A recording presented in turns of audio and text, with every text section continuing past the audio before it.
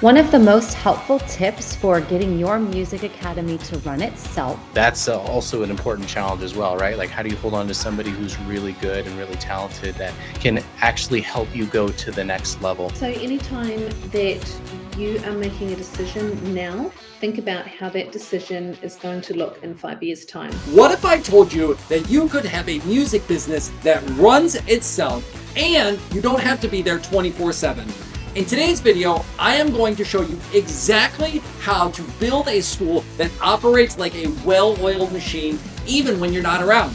Hey, I am Nick, and in this video, we are diving into these strategies and systems that allow music school owners to take a step back from the day-to-day grind and still see their schools thriving. You don't need to be working around the clock to grow your business. You guys, it's all about just setting up the right systems. So we have interviewed the top music school coaches from our Build a Music School membership, and these are successful school owners from all around the world, and they have cracked the code on building a self-sustaining school.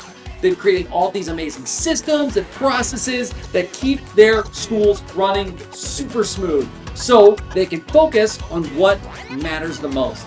And stick around until the very end because I'm going to share my best tip for automating my school's operations that helped me free up tons of time without sacrificing any growth. You won't want to miss it. So let's get ready because you are about to get the roadmap for building a music academy that practically runs itself. Let's get started. One of the most helpful tips for getting your music academy to run itself is to build training manuals that are meticulous in detail, that allow for your staff to go back and see how things are done. One thing that we like to do is build a front desk coordinator training manual and a studio manager manual.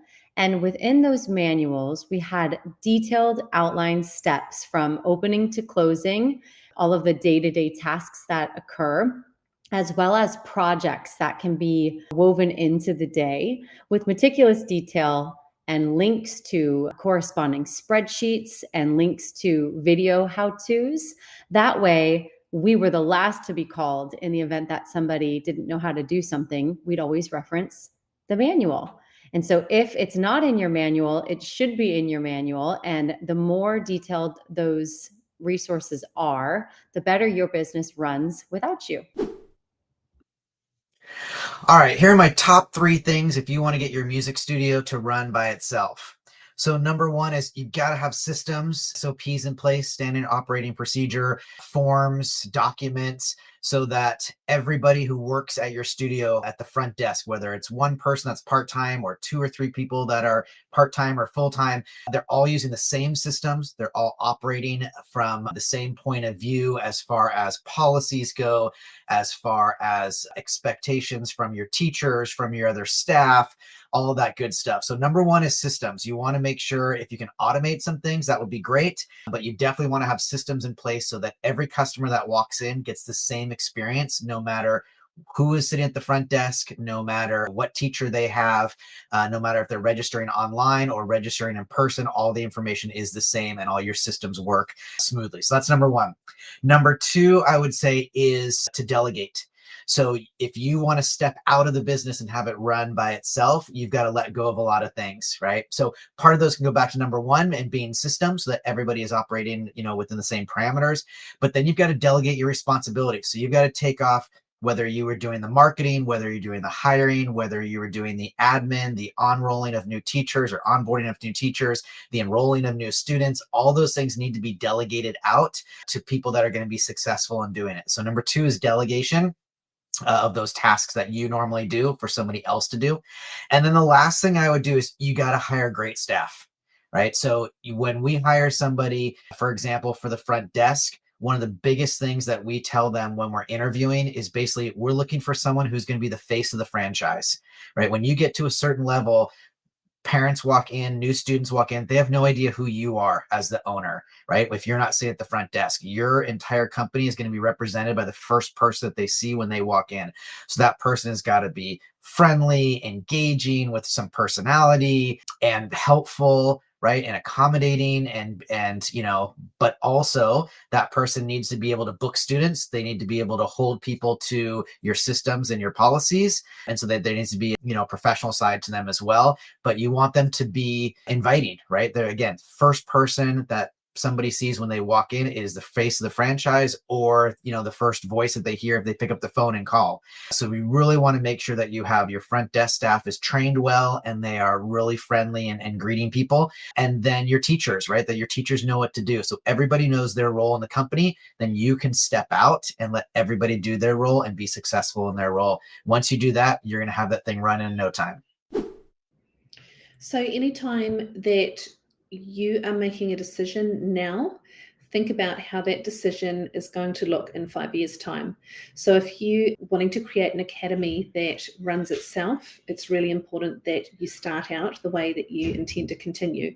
So anything that you do, it's really important to document the process, create duplicable systems so that you are not constantly the one having to carry out those activities. Think about automation. Automate whatever you can so that you don't need to be putting the hours in. And as time allows, as you continue to grow, start to delegate. So what are the jobs that don't necessarily take your level of expertise or your skill set? What can you delegate to other people? And as you delegate them, train them so that they can train others. So documentation is key, procedure is key, automation is key, systems are key. So always thinking about what I'm doing now, documenting that at the time, having solid systems and duplicable processes for everything that you do, and giving yourself the freedom to delegate. That way you can slowly step away as you allowing the business to run itself. That would be my advice. So finding a way to get your school to run on its own is definitely a big challenge. I think one of the first things that you need to understand is that you're in the business of finding and recruiting talent. And when you find good people, you want to hold on to them. And so that's also an important challenge as well, right? Like, how do you hold on to somebody who's really good and really talented that can actually help you go to the next level? And so, obviously you need to create systems. You have to have SOPs, right? So like, don't just do a bunch of tasks, but document what you're doing as you're doing it. So creating SOPs is a really important part of delegation and establishing your systems and creating systems. It has to be duplicatable. It has to be replicatable. But ultimately, what you're going to find is that it comes down to finding and recruiting top talent. And that could be anywhere. It could be a coffee shop. It could be at your church. It could be in any places that you normally frequent. Could be that person that can help take your organization to the next level. Thank you, coaches, for all of that valuable information. Well, as I shared in the very beginning of this video, I am going to share with you some of the things that I did in my business that helped me streamline some of my systems so that I wasn't always working 24/7 in my school. So I'm going to share with you the 3 things that really helped me at my school. So the first one is all about having strong systems and having strong processes. So what are systems? Let's first answer that. So systems could be really lots of different things. It could be anything from a step-by-step process. It could be a checklist. It could be, videos. It really just needs to be a thing that could be done over and over and over and over again. So for example, the way that you onboard a student is the same way every single time. There's no guessing, there's no stress. So we are going to then build a system around that will make that replicable. Why are we going to do that? Well, it's going to reduce errors because we're going to have the same thing happening over and over and over again. It's going to save us a bunch of time, because again, we don't have to sit there and think through all the different things. And quite honestly, you don't have to be the one who does it every single time, because if it is a replicable system, you can hand that off to somebody else in your school to be able to run with that. And then honestly, in the grand scheme of things, it helps keep the customer more engaged and keep them longer, and it helps them keep the experience consistent for them.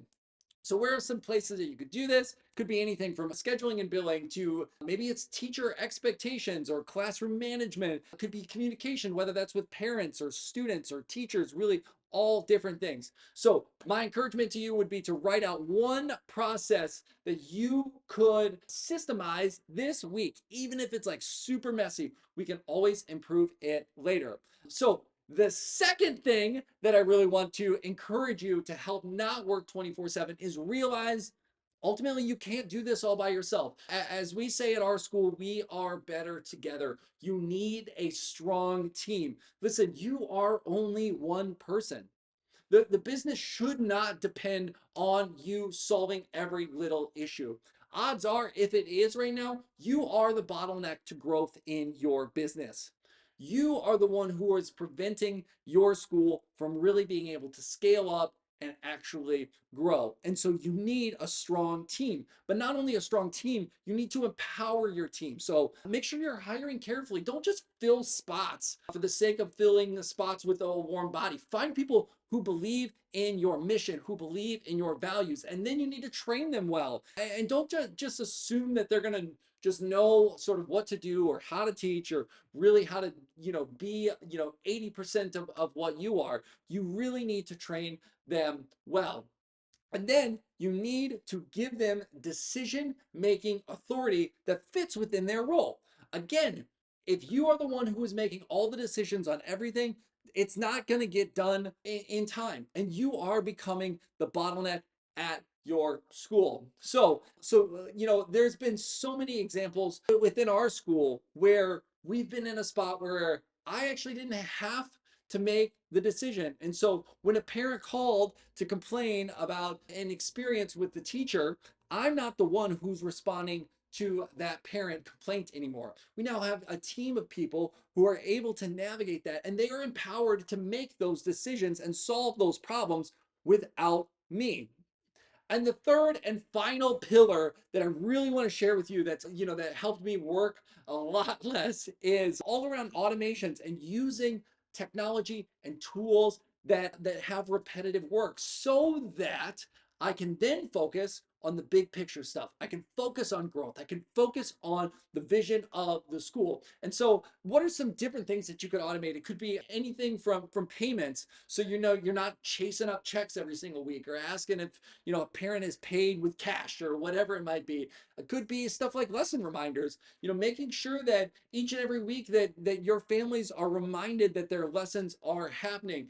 Maybe it could be makeup lesson tracking, making sure that if you're only giving out 4 makeup lessons a year, well, how are we going to track that and how are we going to do that? Let's make sure we're using systems to automate that. All the way down to scheduling. If you can allow families to reschedule online if they need to use a makeup credit, or they can cancel online so they don't have to pick up the phone and you have to answer it and go through all of that sort of stuff. And make sure that you're training people on how to use those sorts of tools. So now what tools are you going to use? There are loads and loads of softwares and systems out there.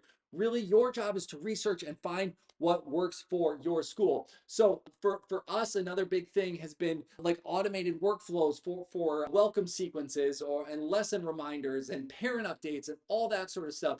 We've even gotten to the point where we're now able to use email marketing that's replicable. So in May, we know that we're going to run similar campaigns. So we have those campaigns ready to go, and we just have to drop everybody in it. And this saves us hours and hours and hours every single week. But more than just saving hours, it's also reducing the human error and the big mistakes, because now things like missed payments are going to be fewer, which then is going to increase your revenue and your profit. Miscommunications are virtually going to, go away because you have these replicable systems that are happening in your school each and every week. And so again, my encouragement to you would be, I would love for you to take some time and find one area to automate this month. And don't just try and overhaul and automate everything all at once and trying to automate your entire business. It's a bad idea, but really try and focus on one thing either this week or this month that is going to help you automate this. And if you're thinking to yourself, okay, that sounds great. I don't know how to go about building systems. I don't know how to go about automating things. Here's what I want you to do. Somewhere on this video, I want you to click the link to grab a trial with the Build a Music School membership. When you claim this trial, the thing I want you to do is I want you to jump over to the Rock Solid Systems module and check out all of the valuable information and the things that you can automate and the step-by-step instructions on how to automate those things. So it's not just theory. We are giving you the actionable steps in order to make those systems work and save you a bunch of time, not just with the system side of things, but also on the research side of that thing. So go ahead, click the link, claim your trial, and I can't wait to see you in the Build Music School membership.